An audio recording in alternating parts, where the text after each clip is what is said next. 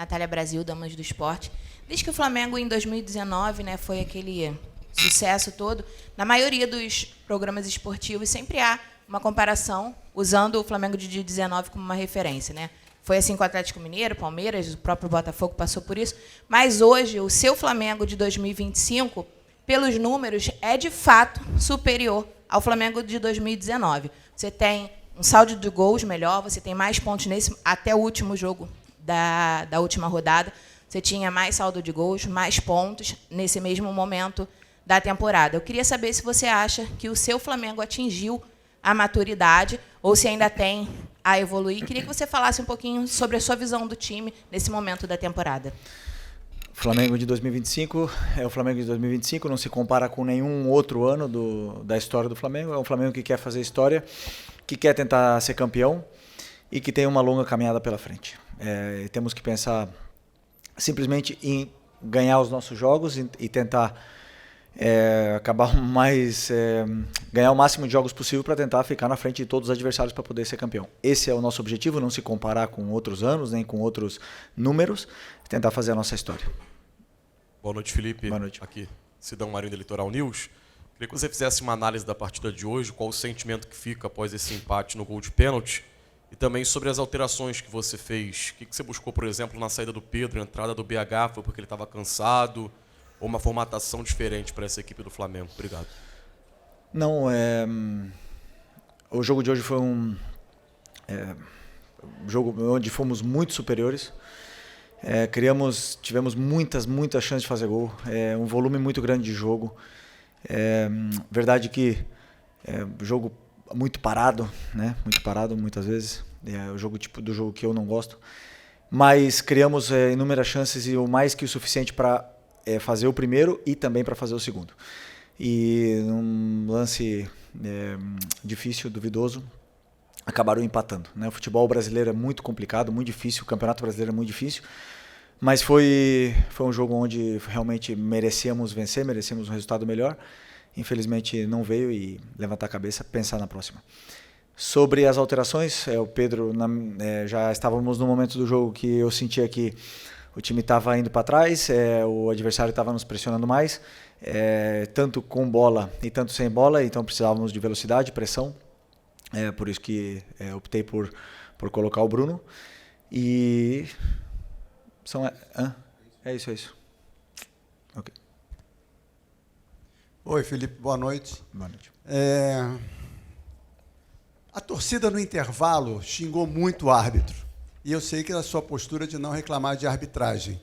Mas a gente sente no time do Flamengo que não tem um jogador, que seja o capitão hoje, que é o Arrascaeta, que vá no árbitro. Falta isso ao time do Flamengo? Existe alguma orientação para os jogadores não irem no árbitro, mesmo em lances que nitidamente a arbitragem errou, como num carrinho do Kahneman, me parece, né, do De La Cruz, que nem falta ele marcou, enquanto ele dá um cartão amarelo para o Léo Ortiz?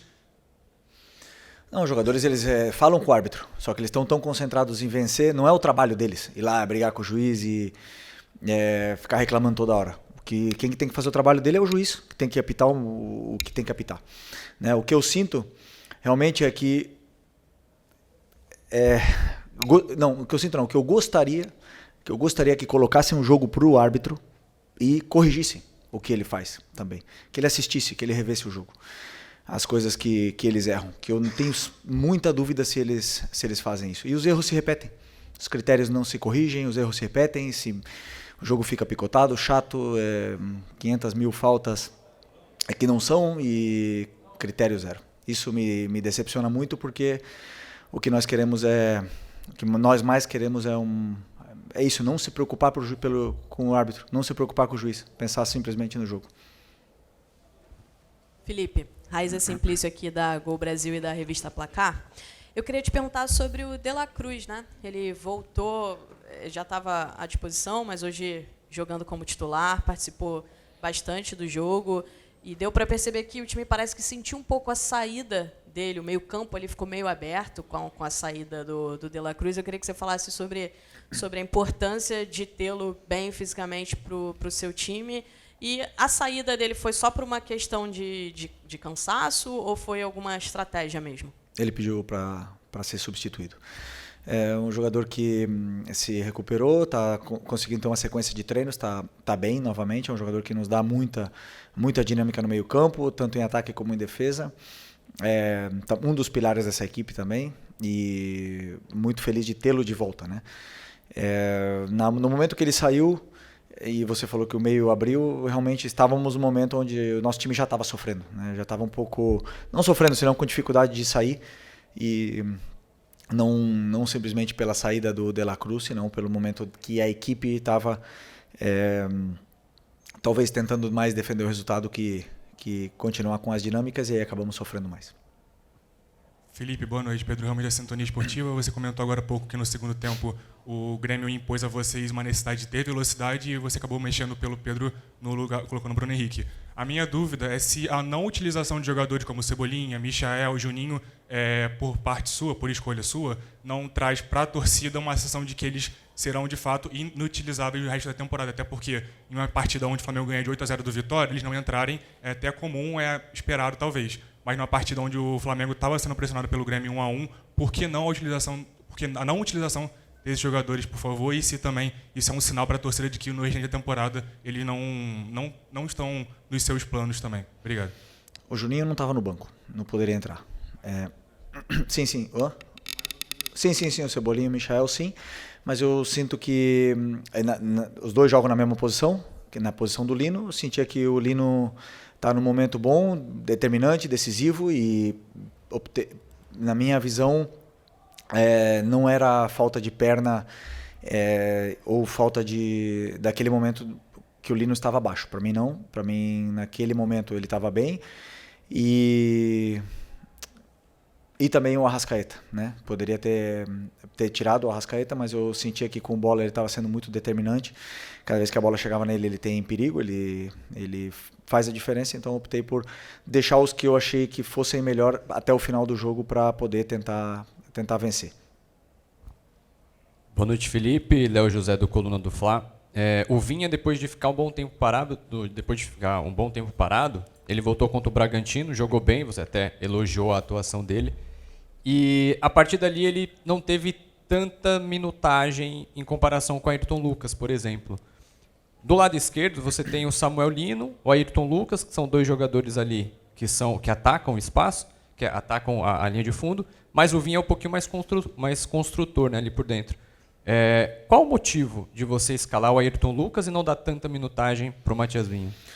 Depois do Bragantino, o Vinha jogou contra o Atlético Mineiro. Não sei se foram 2 jogos, né, o do Brasileiro e também da Copa. Depois o Ayrton jogou na Copa e os dois estão muito bem, muito bem. Depois o Alexandre voltou contra o Inter. O Ayrton Lucas jogou no jogo no Brasileiro contra o Inter, e para mim a disputa tá muito acirrada, o nível está muito alto. Na verdade, o Ayrton fez um jogo contra o Inter espetacular. E como eu falei para vocês na outra coletiva, o Ayrton não começou contra o Vitória porque teve um problema familiar. Para mim, no nível que ele estava jogando e que está jogando, realmente tá complicado de escolher. Então a minha escolha foi opção pelo que eu achava que era melhor para poder vencer o jogo. E os 3 continuam sendo opção muito, muito boas para o treinador poder escolher e ter o lateral de alto nível. Aqui, Felipe, boa noite. Felipe, você teria 5 datas livres, né? Semanas cheias de trabalho até o final da temporada, porém, teve uma mudança no calendário em que, de agora para frente, tirando as datas FIFA, quarta e domingo, você vai ter que jogar todas, ainda tem um jogo atrasado contra o Sport. Queria saber como é que você replanejou o seu trabalho, né, o seu trabalho para esse restante de temporada, uma vez que você já falou várias vezes que 4 dias de descanso para você, para o seu time, é muito importante, que uma semana livre faz muita diferença. E, por exemplo, você tem o Cruzeiro brigando com você ali na parte de cima da tabela, que não teria essas datas, que passou a ter essas datas aí, Flamengo e Palmeiras ficando visivelmente prejudicados. Queria saber como é que você replanejou isso. Obrigado. Bom, né, o clube já se posicionou sobre essa mudança do calendário e temos que nos adaptar. Temos um elenco muito forte para poder competir até o final, com essa mudança. mas que para os próximos anos que esse planejamento seja melhor, seja realmente organizado para que todos possamos, nenhum possa sair prejudicado com nenhuma mudança. Felipe, boa noite. A gente teve hoje, eu vou sair um pouco do âmbito do jogo, né? Porque a gente teve hoje uma situação muito importante que aconteceu, não sei se você estava sabendo. A torcida jovem voltou para as arquibancadas e recentemente a raça rubro-negra voltou também. Queria que você falasse um pouco da importância de ter essas torcidas aí apoiando com instrumentos, com tudo, né? Podendo também apoiar, né? Fazer aquela batida, né? Junto com o time. Como é que você vê esse retorno das organizadas do Flamengo, né? E inclusive nessa reta final aí de temporada? Bom, é importante que o Maracanã esteja sempre lotado, que a torcida entenda que precisamos deles, precisamos do apoio, que a torcida nos empurre junto, porque não vai ser fácil, esse Campeonato Brasileiro não é fácil. Depois de uma goleada, já conhecemos bem o que é o Flamengo, né? E depois das derrotas também. Existe uma euforia muito grande, mas é importante que o torcedor saiba que quando venha para o Maracanã, nós pedimos para que venham empurrar a equipe, né? Não simplesmente esperar outra goleada, né? Então é muito importante para mim que esses torcedores entendam isso e que venham para apoiar, porque precisamos muito da torcida até o final, que tenho certeza que eles vão fazer a diferença nessa mudança aí que aconteceu, com a volta deles. Felipe, boa noite. Claro que um gol muda muito a cara do jogo, eventualmente, não só pelo que representa para o time que faz, mas no plano do adversário. Em dado momento, o plano defensivo do Grêmio, quase praticamente só defensivo, já não servia mais porque era o jogo. Só que o jogo acaba ganhando muitas características diferentes, né? Como é se reprogramar dentro de campo para jogos diferentes que existem dentro de um jogo? Por exemplo, era o tempo todo o jogador do Flamengo, provavelmente sabendo que era um jogo que ele retomava a posse de bola, enfrentava uma defesa fechada, um adversário que saía de trás mais com bola longa, saltando a pressão do Flamengo, e de repente o adversário está tentando ficar um pouco mais com a bola, com o Cristaldo, com o Pavão, com o Aravena, tentando ficar um pouco mais com a bola, e aí você precisa tentar pressionar. A sua saída de bola, que não era pressionada, de repente passa a ser pressionada desde o tiro de meta. É difícil passar de um jogo a outro dentro do jogo, e por isso você acha isso é parte do desafio naquela parte final do jogo, que o Flamengo, com a vantagem, teve um pouco mais de dificuldade para gerir o jogo? Não, eu sinto que o Grêmio, a única forma que o Grêmio tinha ou escolheu para tentar machucar a nossa equipe foi com lançamentos em profundidade, na qual controlamos bem quase todas, né? Até mesmo a do pênalti do Ayrton, não ia acontecer nada. Foi uma bola que ia para trás no pé do nosso jogador. Então não estavam machucando. Mesmo com essas mudanças e com a forma de jogar, eu não lembro de ter um chute no gol do Rossi, assim, sinceramente. E nós com bola estávamos com mais facilidades ainda, com exceção do tiro de meta, que é verdade que eles subiram as linhas e pressionaram mais. O tiro de meta é uma bola parada, mas depois, conforme nós tínhamos a bola e o controle, os jogadores estavam até tendo mais facilidade para poder criar jogo e chegar na área do Grêmio com mais facilidade. Depois as escolhas não estavam sendo as melhores e acabava partindo um pouco a equipe, e esse ida e volta começou a acontecer e não nos favorecia, né? E principalmente com esses lançamentos em profundidade que o Grêmio escolheu para tentar machucar a gente. Então, como eu falei, com a construção em si, não estavam machucando muito a nossa equipe, mas sabíamos de todas, treinamos todas as fases, treinamos também a equipe defendendo em bloco baixo, e até, como eu falei, não lembro da equipe ter sofrido, mas uma fatalidade, aconteceu o pênalti, que foi a única chance que eles tiveram, e com isso o empate. Felipe, boa noite. Eric Viana, do Mundo Bola Flamengo. Depois da goleada contra o Vitória por 8-0, você disse que mesmo numa goleada, toda a partida indica pontos que se possa melhorar e evoluir, enfim. E agora o Flamengo encerra com esse empate aí, a parte pré-data FIFA da temporada, vai ter uma pausa agora. E a minha pergunta é o que fica para melhorar, o que você pode analisar dessa partida que o Flamengo precisa melhorar para a volta da data FIFA, trabalhar bem para voltar mais forte aí da data FIFA. Obrigado. A partir de amanhã eu começarei a analisar o que foi o nosso jogo, E analiso e aí decido os principais pontos que nossa equipe tem que evoluir. Mas eu repito, o resultado foi 1-1, mas o jogo não diz isso.